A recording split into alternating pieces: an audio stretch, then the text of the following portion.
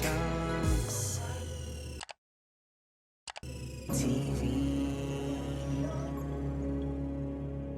So when you don't have your dad around, Yeah. it makes a lot of difference. Like you don't see it, but then it's like you just want that attention, manly or just attention.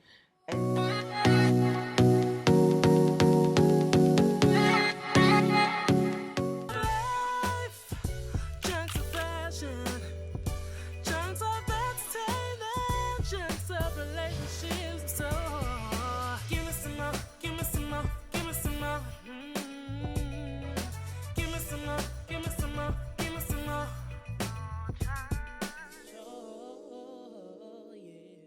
Hi guys, welcome to the Mochunk Show. Today's show is actually sponsored by Nord Green, a Scandinavian watch brand with sustainability in mind.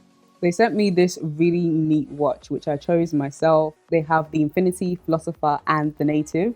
And I went for the Infinity. I feel like it's such a nice, smooth design. And one thing I really like about this watch is that it's not too much.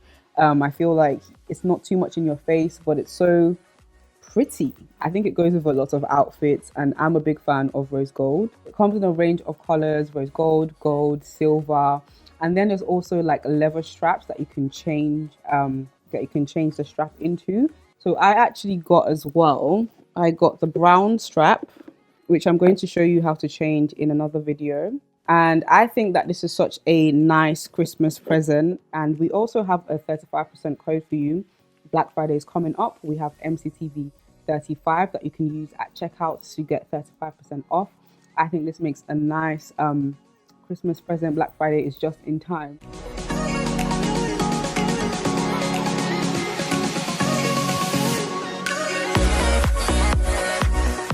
There's ranges for men and women, so you can literally find any type of design for anybody that you would love to gift this Christmas. But definitely check out www.nordgreen.com. Something amazing that this brand does is that with every purchase, they're able to donate a portion of their earnings to loads of different NGOs, such as they've managed to help brands produce education for children in India, provided good water systems for people in environments in the world where they're not as privileged as some parts in the world.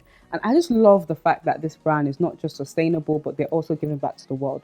You can put a smile on somebody's face and get compliments along the way. You guys should definitely check out this brand and make a purchase. Don't forget to use the code MTTV35 for 35% off.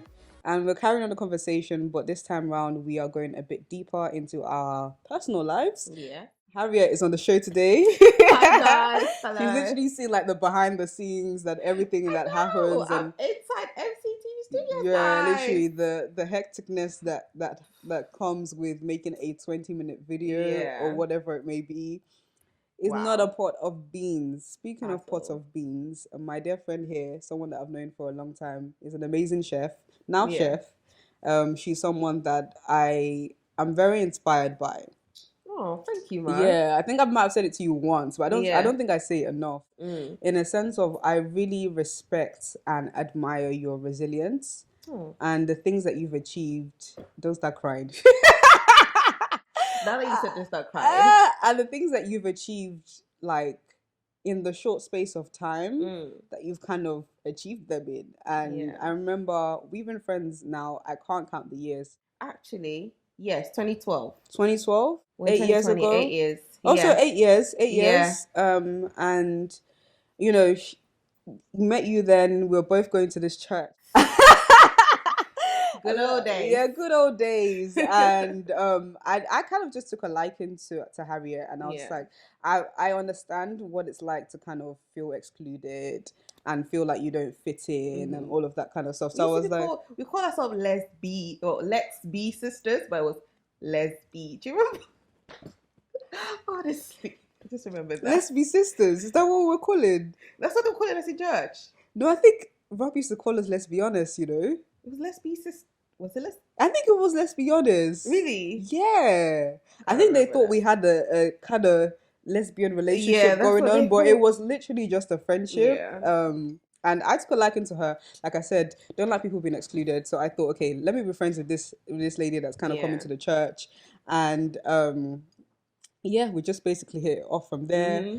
And then like I've just kind of seen you like I being an okay. Here's the thing: being an immigrant is not the easiest thing. And At like I all. said, I've experienced it. You know, coming into the country, being different, having a different accent, Yeah. having a different mindset, having just a different in everything. In Everything. everything is different. Yeah. Like Nigeria, I don't know about Ghana, but Nigeria is different to the UK Right. completely. Mm-hmm. And to see what you were like, I was like, when you passed the driving test, I was like, you done that already? And then she went to uni, and then the masters, and then now the business. Just yeah, talk me through, I guess, where that resilience comes from. Or let's start at the beginning. What Yeah. was your thoughts being, Coming here. coming here different? And you were like in your 20s, right? I came when I was had just turned 19. I came like a month after I turned 19. Yeah. I remember having to take the flight alone, which is Mm, quite scary. I've never been anywhere on a plane before. wow. So got here, and first of all I was confused because I landed at 7 and the sun was out.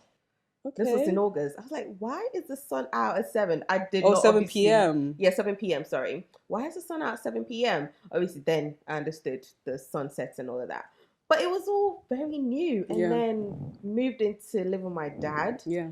Um, and then coming to church, being away from my mom, Yeah. having to start a whole new life. So coming here, I thought, you know what, this is my shot at just getting things right again. Because back in Ghana, I was always sort of like the underdog.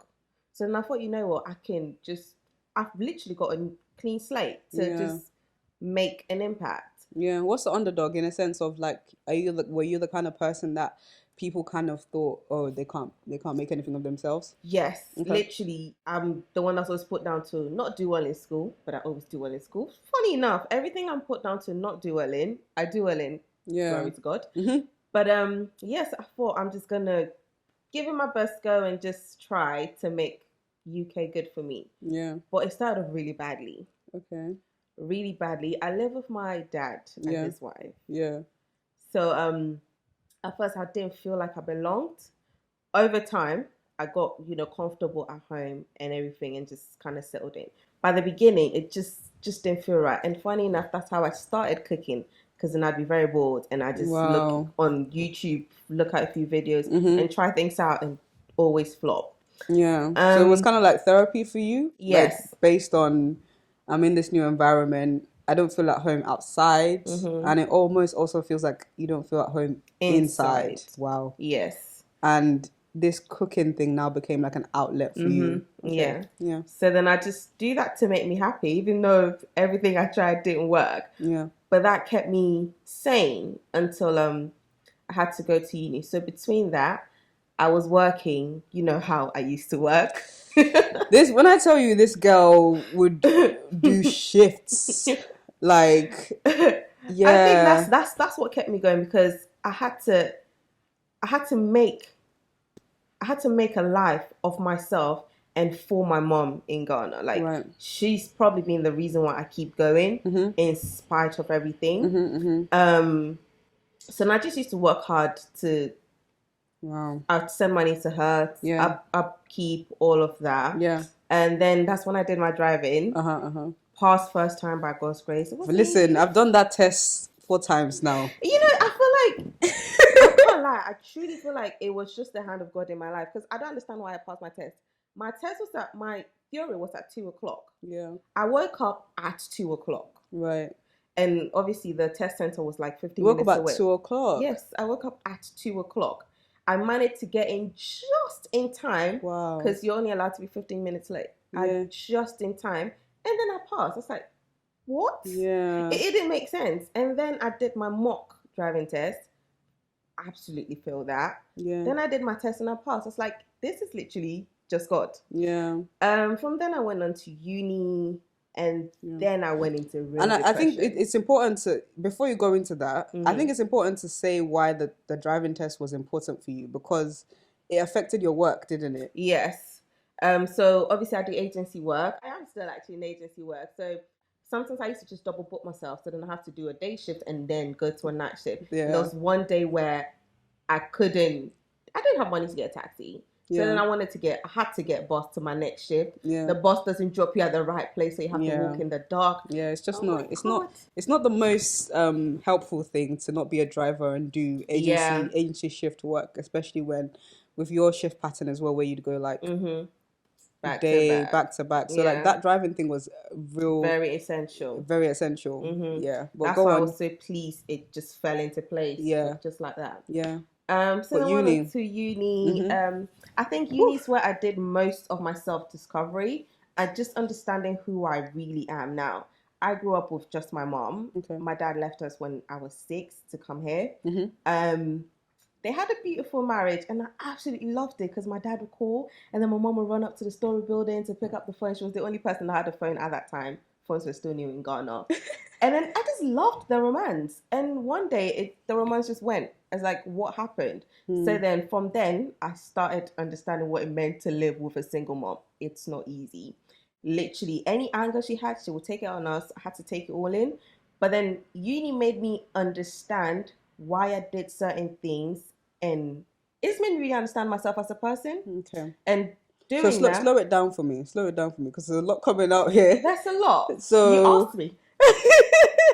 So parents were in a relationship, really happy marriage, really happy together, and then all of a sudden the romance dies out. Yeah. And how do you feel that that affected you as a child? And I know you just mentioned something about in uni and realizing why you did certain things the way you did them. Yeah. Was it a thing where you didn't realize you had been affected by the breakdown of their marriage until later? Yeah. And in retrospect, or as a child, did you feel certain emotions as well? I think it was definitely after. In the moment, it just seemed normal. It just seemed this was happened. Let's get on with it. But then it's obviously later on now, in the last 3-4 years, that I've truly understood the impact that had on me as a child and obviously as an adult now. And what were the things that led to you realizing, okay, my childhood, I didn't enjoy this? Yeah, I think it was when literally things hit rock bottom. Okay. And so obviously, as I said, I break my back for my family. But then in doing that, I forgot about myself. Okay. So then I just neglected myself, went into proper depression, didn't speak to anybody because I'm just used to toughen it out, be strong. Nothing is that hard. You can do it if you set your mind to it, which is a good mentality. But then it also just pushes you right the way to your limits. Right. And if you can't take it, it breaks you. Right. And that's what happened to me. So what was this rock? Because I'm really trying to understand. Yeah. What was this rock bottom that you felt like, okay, do I need to analyze some things in my past? What were the moments? Give me an example. But then just be open.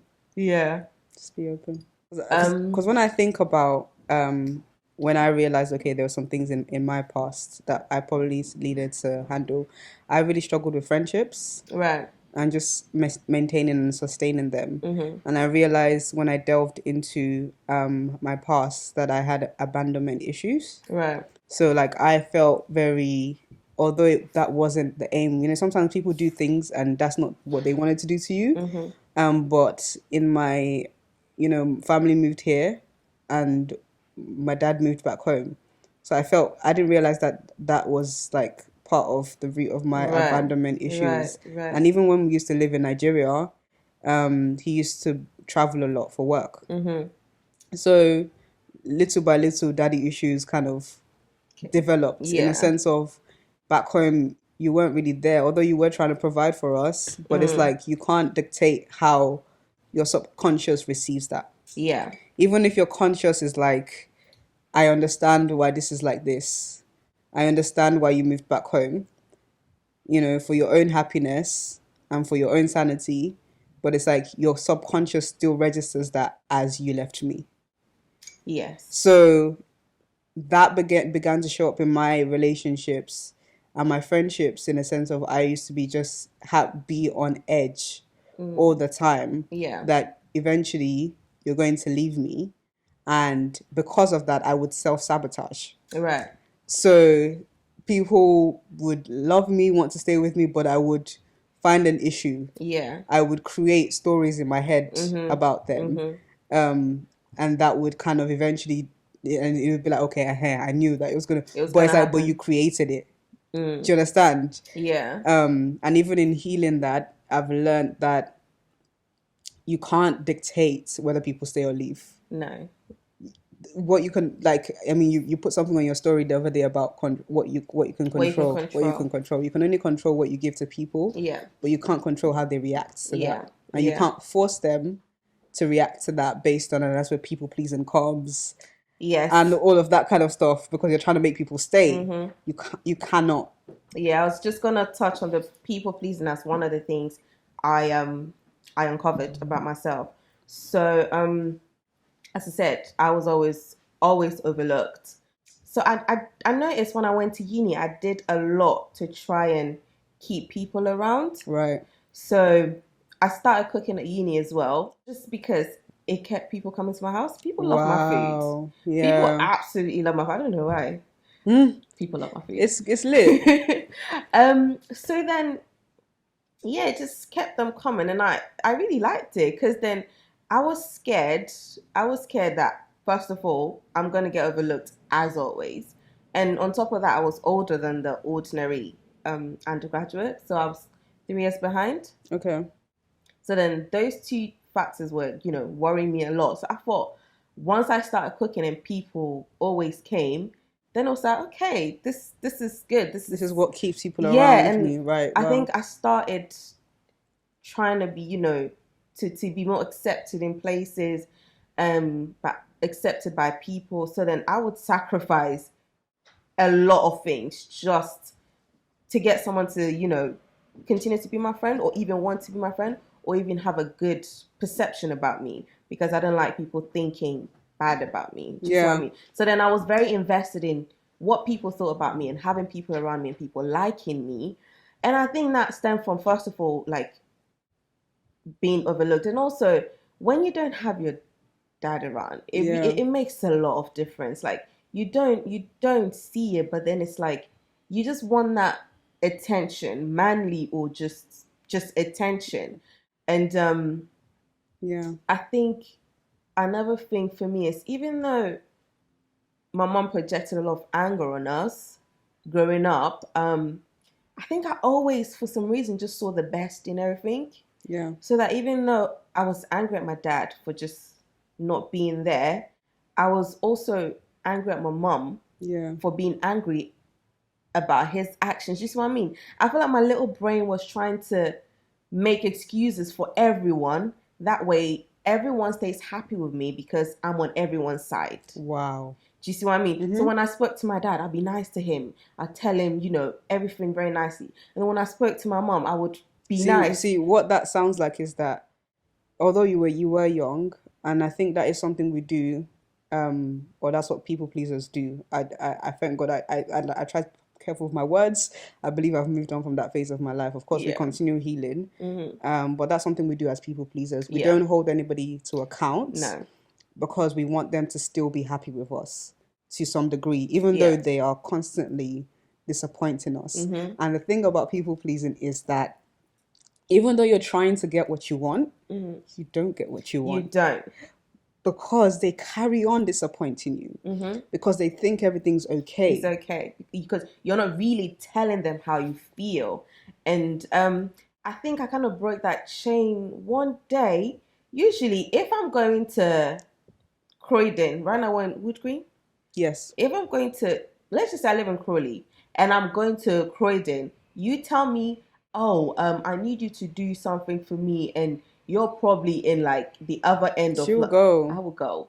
And it's like, this is the thing. I think I'm in that stage in my life now where I'm trying to find a balance. I got to the stage in my life where, because I was trying to unlearn people pleasing, I think I started to become a bit mean. So kind of like I started to lose my empathy. Right. And I remember having to have a word with myself that, Mo, don't lose your empathy trying to stop people pleasing. You can still help people, but know your limits. Yeah. you can still be nice and good to people, and you can still be that person that goes above and beyond. Going above and beyond for people is not a bad trait, but it's when perhaps maybe you're always burnt out.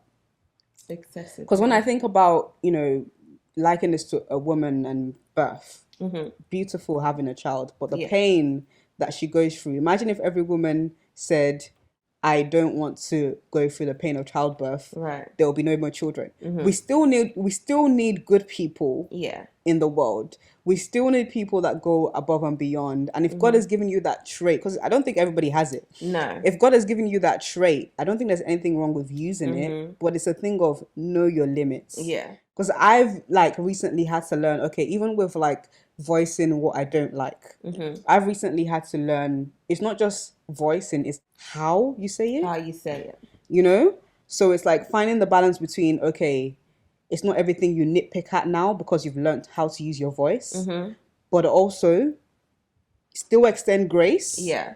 Still find a way to say these things respectfully. So it's just, life is a balance. Yeah, life is a serious balance. Yeah. And I think that's what I've been trying to do since I came out of uni. And funny, when I came out of uni, you were one of the people I looked at to kind of put myself on track again. Wow, yeah. Because as I said, uni was literally rock bottom. Final year, failed my dissertation. Wow. Failed one exam.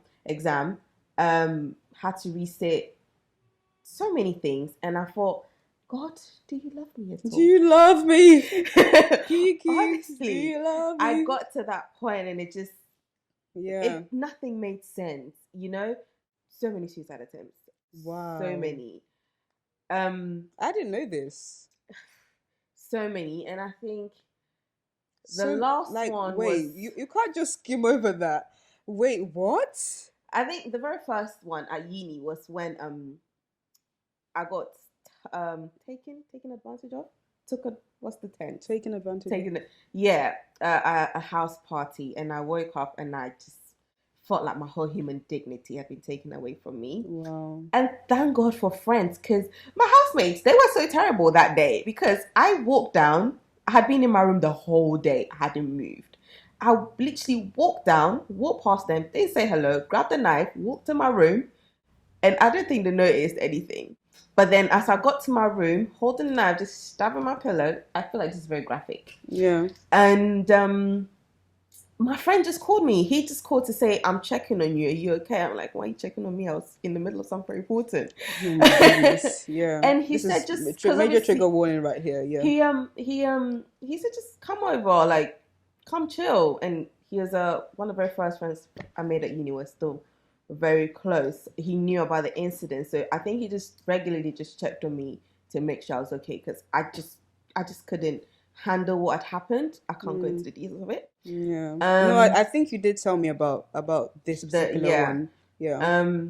And yeah, he basically saved my life that moment. Yeah. And I thank think, God for friends that check on us. Honestly, I can't thank him enough. I always say that if there is someone that comes to your mind, just randomly, do check on them. If it's a quick call, a text. Yeah. Sometimes I think as human beings, we just want to know that someone cares about us. I think in those moments, and I've never actually experienced, a suicide attempt, but I can imagine very low. You're wondering at that time, does anybody actually care about me? I think with suicidal thoughts, sometimes it's just anyone care about, but mostly it doesn't make sense. There's no reason to exist. That's what it is. At that point, it's not more so what people think. It's more so what you feel. And the feeling, it's just blackness. Wow. I'd rather not be here kind of thing. But we're past that, thank God. Yeah. Right, so I think, just into uni, hitting rock bottom, coming out.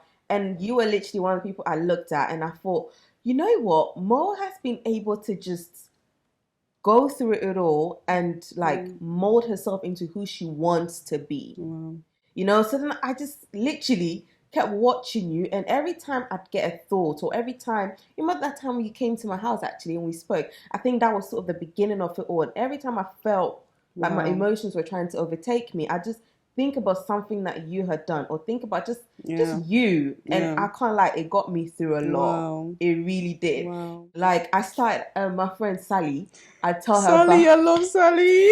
every time I tell her, like, when I was going through the process, I tell her, oh my God, this happened, and I just thought about this that Moa did, and this, and like, Wow. that just put a lot of things into perspective for me. Yeah. And from then on,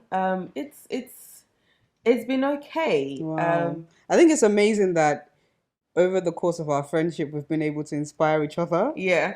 Because I'm like, I was literally watching you in awe. Yeah. You know, as you were coming in and just like, everything, literally anything that Harriet said she was to set her mind to do. I remember the car. Do you remember the car?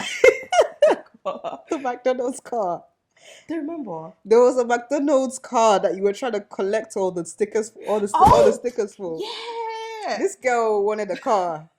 She didn't win, but I don't think anyone ever was that even thing. with that, you know when we said we were gonna share the car, we said you go to the night shift, I'll go to the morning shift. So silly. I remember. And literally that didn't work out, but I think it wasn't like even 3 months. Yeah. You had a car. And I was like, this girl, like, at least wait for me. You know what? I think it's, as friends, it's good to encourage your friends, because sometimes, a lot of times, I don't see these things that people say, because you're not the first person saying I say something and I follow through. Because to me, I feel like I said so many things I don't do, and I beat myself up over it. But because I have friends that tell me, you said this, and remind you. Do you see what that makes? A lot of difference. And I think we do need to have grace with ourselves as people, because it's like people around you are seeing your greatness, but you in your room somewhere, you're just not sad with yourself and the things you've achieved. But it's like, if you really saw yourself through the lens of somebody else who admires you, maybe things would be. And I think that's why we do need to communicate. Tell your friends when they're doing great. Like I said, I've probably only spoken to you once about how much you've inspired me. Why is that not just a regular thing? Why is that just a random thing? Wow, you really inspire me.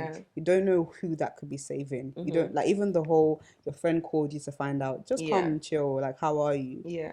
You never know you're doing amazing, sweetie. With the camera, you're doing amazing, sweetie. You never know what that would do for somebody, and just keep them going. Even at the start of this, we're talking about how, you know, production, we're learning, it's like growing pains, we're, you know, teething issues, like we're, you know, sticking with it, but it's like on the out, you're struggling with that, because it's you, of course, but on the outside, someone is looking at you like, wow, you're doing great. You're doing amazing, sweetie. You know, like, just keep going.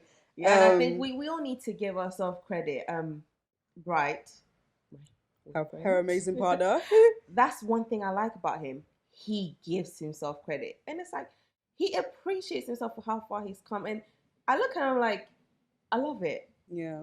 It's something I need to learn. Like, you've done well. You've come far. And I don't know who you are listening to this. But no, really, that's one thing I've learned over time.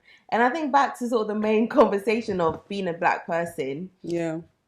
Like a black immigration coming, a black African coming, you know, here. The journey has been easy. So obviously integrating into the country at the beginning wasn't very easy, because then I felt I had to do a lot more to be accepted. And where do you feel like you are now? Do you feel like you're in the system? Do you feel like some things will always be different? Yeah, because I think I always say, like, you can take the girl out of Nigeria, but you can't take Nigeria out of the girl. Like, no, there's so many things that still, it's like, why is this okay? Yeah. But then I think once I came out of uni, that's when I actually understood what it means to be an immigrant, a black immigrant. When it came to like finding jobs. That has been the hardest thing. And I did get a job, just a 9 to 5. And just every time I went into the office, I thought, right, let's put the white girl on. You have to do that when you get to the door, because if you don't put the white girl on, you're not going to fit in. Assimilation, kind of changing yourself. You're not going to fit in. And the thing is, it's I think I have too much empathy, because then I understand why I have to put my white girl on. Yeah. But then again, I shouldn't have to, because I'm in a different man's land. This is their culture. Yeah. I have to understand the jokes. I have to learn to understand. And these are the things, jokes. these are the conversations that your parents will have with you as well. You know, like, will or won't. Will.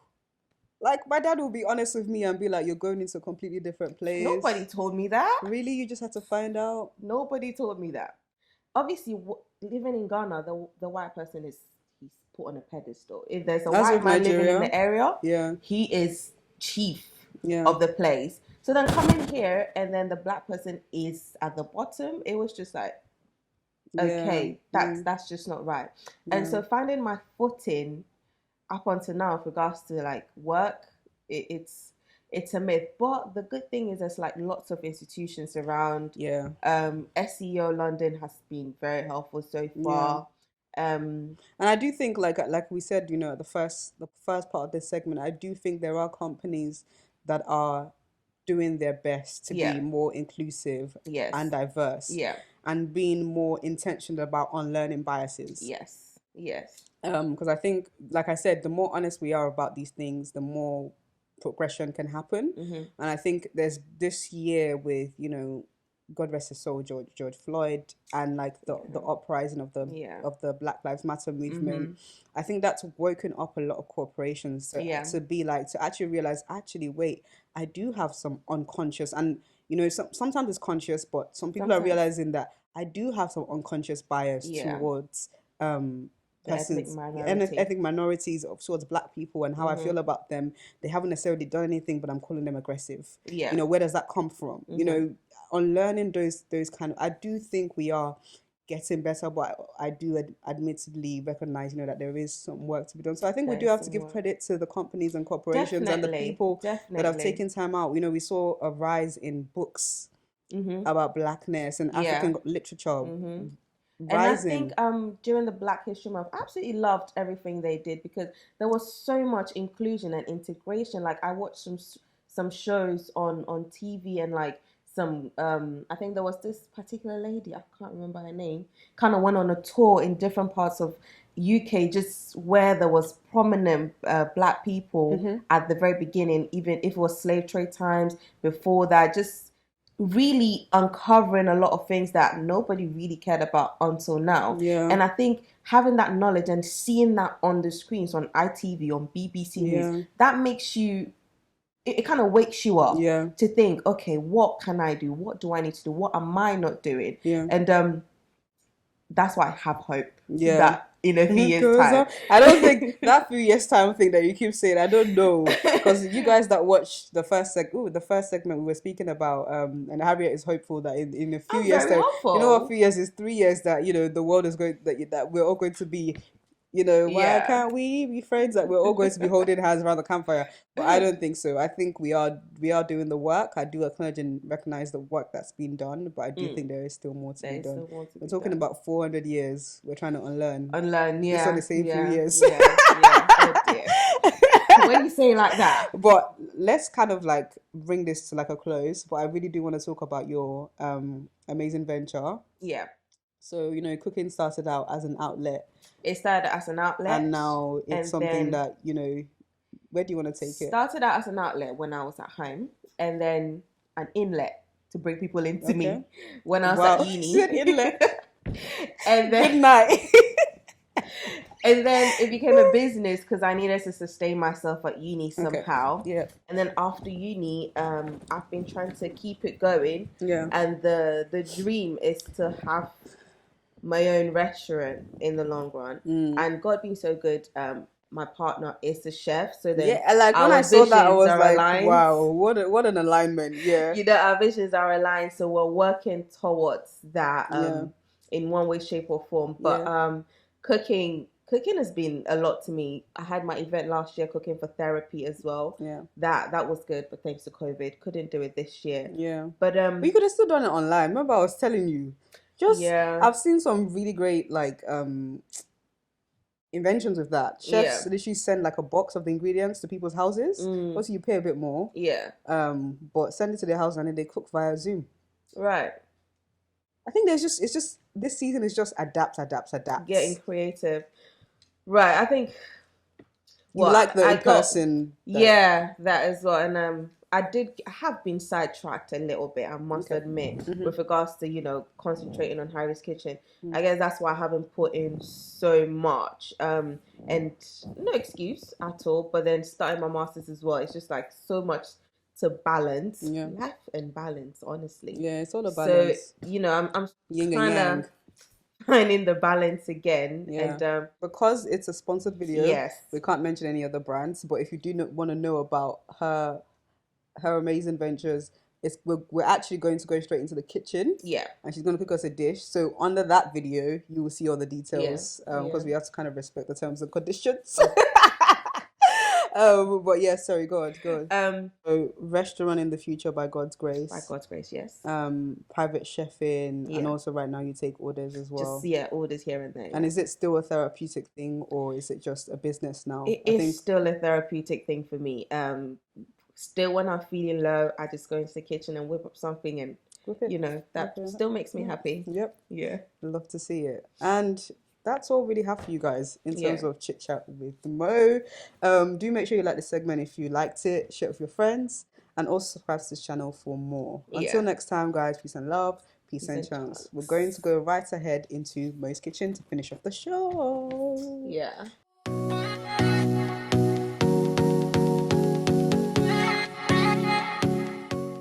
Hi guys, welcome back to the show. So we had a conversation with Harriet and she spoke about how cooking became therapy for her, and today she's going to show us an amazing dish, something fishy. Oh my god, Something this song is not going to leave my mind now, down. honestly. But no, fishy. What are we cooking? we're going to make a prawn curry today. Okay. Very simple, easy. We're in the winter, mom, so if you feeling for something hot and spicy,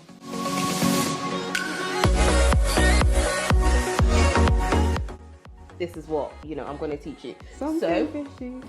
Not something fishy. Something fishy. I've got here some prawns. These are my ingredients. I've got some chopped tomatoes. I used two tomatoes, chopped them up. I've got like about a finger of ginger, just finely chopped. 1 shallot there. Some chopped up coriander. You chopped your own finger, didn't you? Your thumb. Yes, I was trying to spice up, but then apparently it's illegal. Oh. So that's some garlic. Oh, I just got that. Yeah, I feel like you didn't get the joke, but now you get it. I had a wow moment. Oh god, okay, let's go. I've got some chili over there. Nice. These are my spices. Paprika. You need some ground chili, that's optional. Turmeric, that gives the yellowiness. Well, and some curry powder, obviously. Nice. And yeah, black pepper and some coconut milk. Okay. We're gonna get straight into it. Okay. Something Right. fishy. Well, what, you're gonna have to stop singing that song. So in here I've got about a tablespoon of coconut oil. Coconut and oil, okay. some butter. So that goes in. So is that 2 tablespoons of butter, tablespoon of... Yeah, you can coconut just oil. use coconut milk. I'm just extra. Okay. So yeah, just let Nice. that melt down. Something sizzle. I like that one. Something sizzle going down. Hey. Something sizzle. Right. Once that's melting down, Okay. we're gonna go in first with the shallots, Nice. onions, if Nice. you use that. Okay.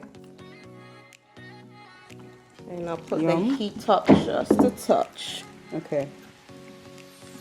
Alright, you wanna just saute that, sweat that a little bit, Nice. get the flavors coming out.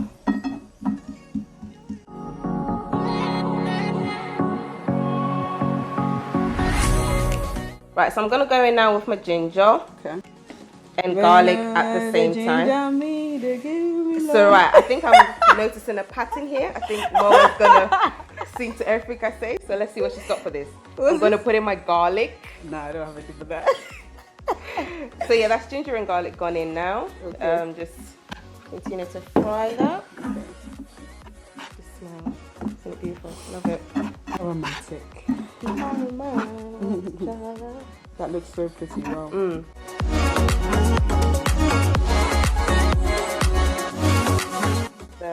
I cook with my nose. Okay. So you know That's how interesting. Most people use their hands, but I didn't need it like that. But like with tasting and things like that, I just go with the smell that I'm getting. Like, okay, it's if ready. the smell is is hitting my nose correct, then I know the Oja, flavor is working. Yeah. Hitting. Okay, what is your chef page? Harry's Kitchen. Yeah. So there's no E in the kitchen. So Okay. KITCHN. Why did you do that? Because Harry's Kitchen with an E was taken, and I just like the look of kitchen with an E. Oh my goodness! I I always didn't feel wanna like put you creatives underscores. that make it so hard to find your page. I just, you know. But it's just, if the name is taken and I didn't want to put an underscore or like a full stop or I get anything. you, Yeah. And me and my partner's one, the one that we mentioned. Yeah. That's Beauty and the Chef. Okay. Well, I'm the beauty. Yeah, so that's where you can book us for like private chefing or private dining events. Right. So I like smells I'm getting now. I'm gonna put a little bit of the coriander in there. Okay. And the tomatoes as well. Okay. The tomato flew around. She had to up for that one. Nice. This actually reminds me of like Nigerian egg, where you put like Oh all the right, tomatoes yam in. and egg, yeah. Yeah. Yeah, you guys do it very differently to what we do in Yeah. Ghana. How do you guys make your egg? We don't eat yam and egg like you guys do. Like it's just like basically like scrambled eggs. Oh, We so make you stew. have the omelette. No, we make stew, egg stew. Egg stew. Okay, Yeah, so then basically like you make your stew Yeah. and then chuck in the tomato, the eggs towards the end. Where are you from in Ghana? So I know there's different tribes. Right, so my mom is Ewe, Okay. that's from the Volta region, and my dad is Ga. Well, he's half Ga, half Ewe, Okay. and he's from Togo. Okay. It doesn't really make sense, but he's Ga. But then I was born in Accra, so Just everywhere, aren't you? I'm an Accra girl. My goodness. Yeah. I just let the tomatoes cook down a little bit. Okay. Juice this out. Nice. And I can feel it now. Yeah, I'm the feeling it. bubbly, yeah. Yeah, that's yeah. what. I think initially I wanted to make like a full-on lamb curry. Yeah. But then- timings of the studio. Yes. But that lamb curry is so good. I think I need to make it for you one of these Okay. days. Really, really I love a good. bit of lamb as well. Yeah, yeah. Now behold the lamb. Honestly. And Christmas is coming up. Guys, I have to tell you about Lio. They sent me some stuff. They gifted me this apron. And they said, dear Mo, it's such an inspiration. I hope you enjoy your aprons and hand gloves. So they got me some oven gloves as well. Really appreciate your support, Victoria. Thank you so much, Victoria. You guys definitely Your check stuff out. are amazing. Yeah. I love the colours going on. Yeah, I there. love the colours, the patterns as well, right? Yeah, it is nice.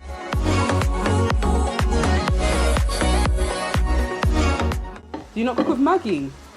This is the African Yeah, bondage. speaking. Bondage with You Maggie. cannot cook a curry with Maggie Why? because it is not African.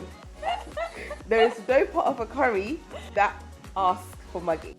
Yes, so please, whatever you do not put any Maggie in here at all. Salt my prawns a little. Oh, wow. That was really fancy. And, She's not Maggie in her prawns, she's salted them. Salt and pepper, yes. Salt and pepper, It's okay. not everyday Maggie. You didn't even say at pepper, all. you said pepper. It's Okay. pepper. Yeah, let that sit in its juices over Okay. there. Oh, this is doing very good. I Yeah. think it's time to turn down the heat. Okay. And then we're gonna go into seasoning now. Without Maggie. Without Maggie, Yeah. we're gonna do 1 teaspoon paprika. Nice. I'm not gonna measure it again. It's roughly, Use your eyes. yes. Just That's wait the for African ancestors now, to isn't tell it? you. Some Harriet, paprika about. Harriet, Yes.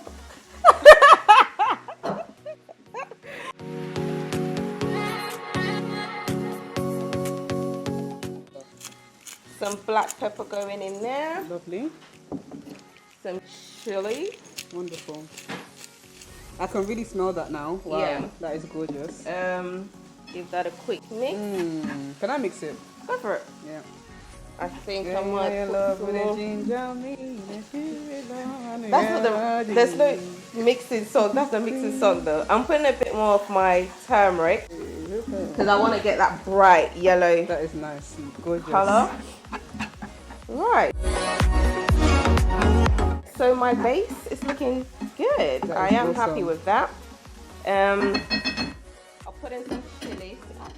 I was gonna say, when's the pepper coming? You Bit know, of that's the heat Yoruba to in it. me. I'll leave the rest for garnish. Nice. Okay. Looking Guys, that is stunning. good. Lovely. That is actually really stunning. Wow. I tried to make a curry the other day. How did that go? It was okay, you know. Yeah. But I'm I feeling think- like I'm liking the bulk of what, because yours is a bit thicker.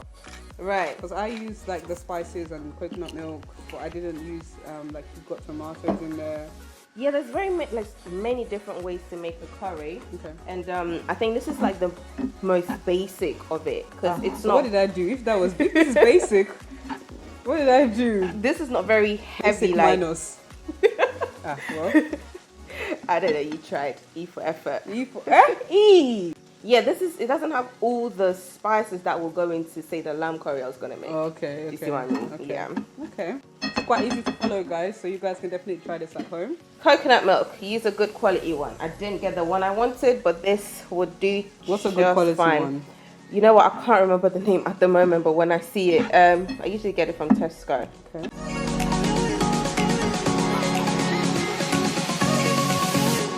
Right, so we're gonna now have to wait for it to sizzle. Okay. Just sizzle. taste it for Something sure. sizzle Honestly, I going can't deal down. with Moa. I really can't. Yep. Yes, we're Yep. getting it. Okay, that's what's waiting for. So now that the sizzler started, then I can put the prawns Okay, in so that okay. it sizzles fully with the prawns. That looks so good. Oh my goodness! Wow. You're in love when it ginger me. Please, somebody take it off set. Nice. Yes, now we just gotta wait for it to boil. Okay. So earlier we made some rice, didn't we? So Yes. is this a special rice or like? Jasmine, Thai Jasmine jasmine rice. rice. Okay. I cooked it with a little splash of oil. Okay. For that, I was gonna say anchovy. That's not Looks so good. That's star anise, just for the smell that you're getting. What's that? Star anise. Star anise. Yeah. Wow, okay. It has a little sweetness, and then the aroma is just Okay, beautiful. cool. And when it cooked, I was trying to do the Thai, like the turned down version of the sticky rice, but not quite. So then put a little bit of butter to Nice. get it going. Nice. I know you Ghanaians like to just add things. You know, sometimes Nigerians just boil the rice. Nigerians butter. I mean, Ghanaians butter, Sure. oil. You know, I used to do oil and onions. Actually, gave it a nice flavor. Yeah. What my stepmom does is, I don't know how she does it, but it's just Just perfect. white rice. You know. But then it. Ah, wow. Anyway, so that's that. I have used broken rice, so you notice it's not the full length of rice. Yeah. Just more flavor. You broke the rice. The rice comes broken. Oh, okay. Yeah, it's cool. Ooh, lovely. Coriander, it goes very well with Nice. curries. Okay. I think Coriander. or cilantro. Curry. Get it? Coriander. I didn't get it. Curry. Because curry. Coriander. Try again. Curry. You don't get it? I truly don't What? get You it. really don't get it? Are you talking about curry as in a human being? No, I don't get it. Try again. Curry. What's this? Where's that thing? Oh my god! Wow! My prawns are turning pink, which is good. Ooh, that's a good sign. Me, normally I would have fry prawn. Yeah, I would have fried it. So yeah, ordinarily you think you fry the prawns first, Yeah. but when you do that, you dry it out. So then when you come and put it in here, it's just dry and it's not nice and I'm realizing a lot of things. yeah. It's And then when you cook, especially like for me, I watch millions of videos. Say today I decide to make jollof rice. Best believe I'm watching a whole lot of videos about how to make that jollof rice, and then I pick up little ideas from here, from there. Okay. And then yeah, you just You guys learn let as us you know go. down below, Nigerian or Ghana jollof rice. It's not a conversation. You know what? Because it is Ghana jollof. I agree with you. Oh, okay. I thought I was gonna fight. Oh, You okay, thought I was okay. gonna be one of those I was Nigerians ready to that fight. like to be in denial. I'm But the ready to bottom fight. line is it belongs to neither of us. It is Senegalese You know what? in origin. Okay. I did that on But my page. I do think Ghanaians do it better. Simply because of the extra spices that they add. Like I Yeah. said, Nigerians were very I'll cut you them more because I need to put okay, in the go on, lemon. go on. Just lemon, about 2 teaspoons. Okay. Just gonna But you're squeeze squeezing it. in. Where's the teaspoon? The spirit in me. Harriet, Yes, my father. Okay, your father. Yes, that's about 2 teaspoons, isn't it? That looks amazing. But what was it I was going to say is like Nigerians were more concerned about things like pepper. Just making it spicy. What's Yeah. that? Your pepper goat thing? Pepper goat. Asun? Oh, I am actually. No. Asun. Peppered goat. Yeah. Yeah. Oh my god. You like it? No. You hate it? Wow. I like the love flavor of it. Yeah. But then it doesn't. That's the thing. We don't really experiment with our flavors. We love a Maggi. We love, and we don't really cook with raw spices as well. I guess some chefs do, but generally, anyway, Yeah. the way I've been brought up, because someone might come and say that was just your mom, but the way I was brought up, we use like all these kind of ingredients. You guys, you use the gingers and something like Yeah. How's it tasting? And it needs to boil so the lemon kind of just goes in properly. Oh, this is beautiful. This is gorgeous. About another 5 minutes just to simmer. Okay. Cool. And simmer down as well. Okay. And we're good. Yeah. Nice.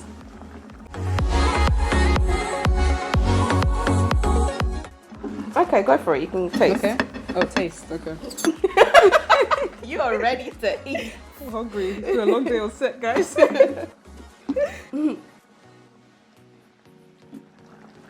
That is stunning. Yeah? And no Maggi. Wow. No, you guys, you do not need Maggi. You just need the right spices, Nice. right. It's not always about seasoning. Right spices. So you want to use stuff like fennel seed, stuff like mixed spices rather than mixed seasoning. Africans just love mixed seasoning. Just go and carry all purpose. Everything all purpose. No, like use. What was the reason?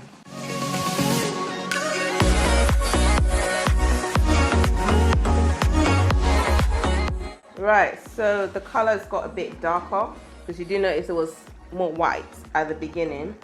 So now I know that it's cooking, down.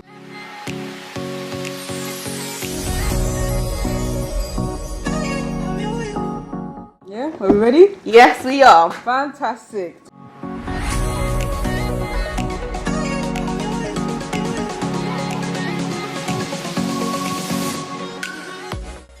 Let's taste it.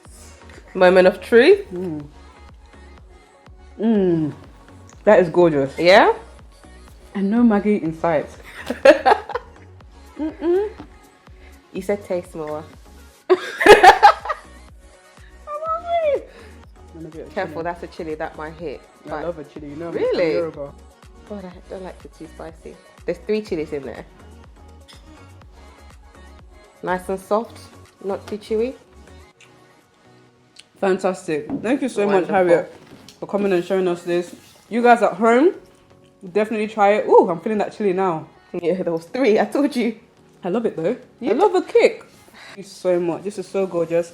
Try it at home, please. They say don't try this at home, but please try this at home. Try this at home. And tag us and everything. Thank you guys so much for watching this show. Make sure if you liked it, share it with your friends. And also subscribe to this channel for more. Until next time, guys, peace and love. Peace and chunks. Bye.